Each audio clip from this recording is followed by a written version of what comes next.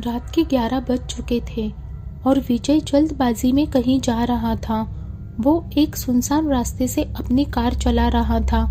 कुछ देर बाद विजय ने एक जंगल के पास अपनी गाड़ी रोकी और वो चलते हुए उस जंगल के अंदर से जा रहा था।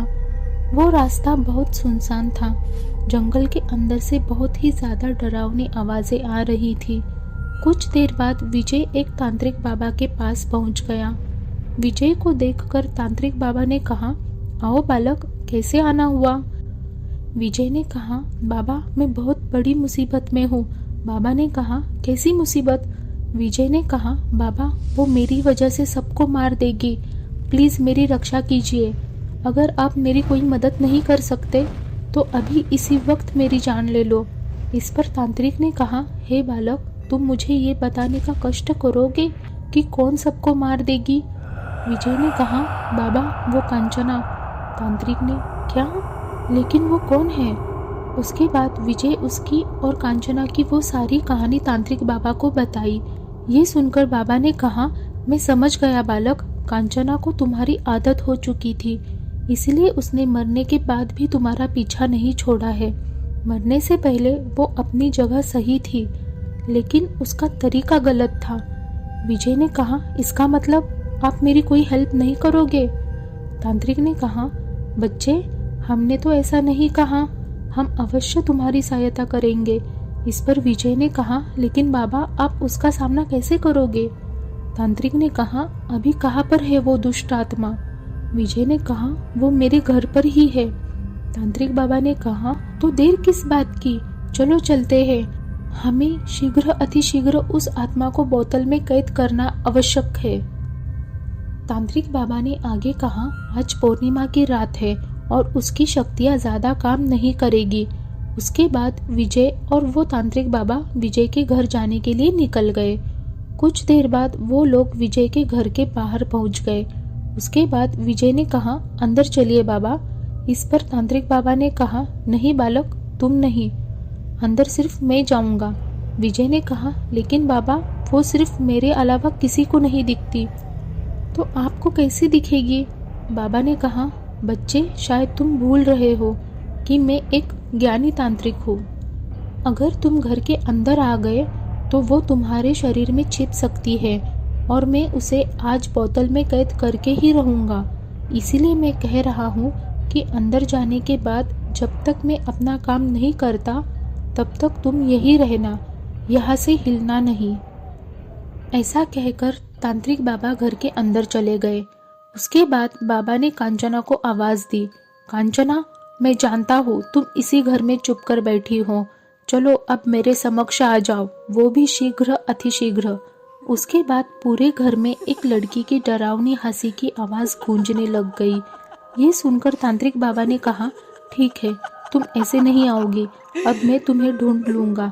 उसके बाद सामने से आवाज आ गई, ए बूढ़े तांत्रिक, अगर तुम्हें अपनी जान प्यारी है तो भाग जा यहाँ से। इस पर बाबा ने कहा, नहीं, अगर मैं यहाँ से जाऊंगा तो अकेले नहीं, तुम्हें भी अपने साथ लेकर ही जाऊंगा।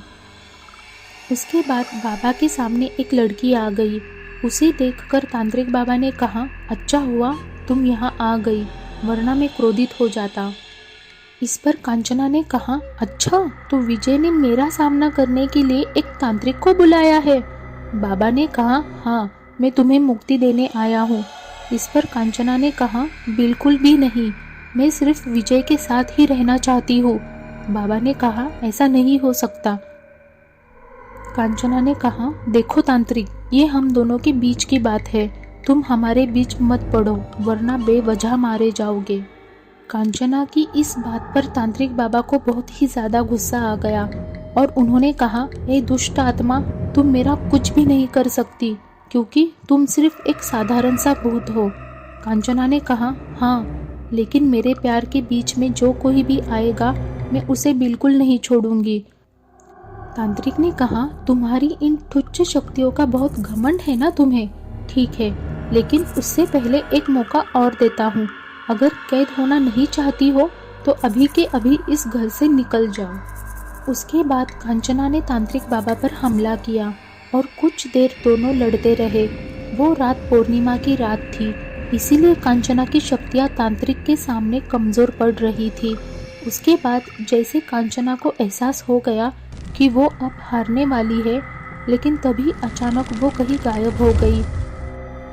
वो देखकर तांत्रिक बाबा ने कहा, कहाँ हो तुम? अब क्या हुआ? अभी बाबा अपनी बात पूरी करने ही वाले थे, लेकिन तभी अचानक उनको किसी ने एक थप्पड़ मार दिया। लेकिन उन्हें सामने कोई नजर नहीं आ रहा था। उसके बाद बाबा ने कहा, अच्छा अब तुम चुप कर वार कर रही हो, हिम्मत है तो सामने आ जा डरपोक। उसके बाद तांत्रिक को किसी ने धक्का दे दिया और इस बार भी उन्हें कोई नजर नहीं आया। उसके बाद बाबा कोई तंत्र बोलने पड़ने लग गए। ओम ह्रीं क्रीं अदृश्य शक्ति प्रकटम स्वाहा। यह मंत्र बाबा ने 3 बार पढ़ा और उसके बाद उन्होंने अपना हाथ हवा में उठाया। ऐसा लग रहा था कि किसी का गला दबा रहे हैं। उसके बाद सामने से एक आवाज आई, छोड़ मुझे, तांत्रिक छोड़ दे। उसके बाद कांचना तांत्रिक बाबा के सामने आ गई और उसने कहा, प्लीज मुझे यही रहने दो, तुम्हारी और मेरी कोई दुश्मनी नहीं है, तुम उस विजय के लिए मुझे क्यों मार रहे हो? तांत्रिक ने कहा, अब बस बहुत हुआ, मुझे जो करना है वो मैं करके ही रहूंगा। उसके बाद तांत्रिक बाबा ने कांचना को एक बोतल में कैद कर दिया और वो वहां से जाने लग गए। इस तरफ विजय बहुत डरा हुआ था।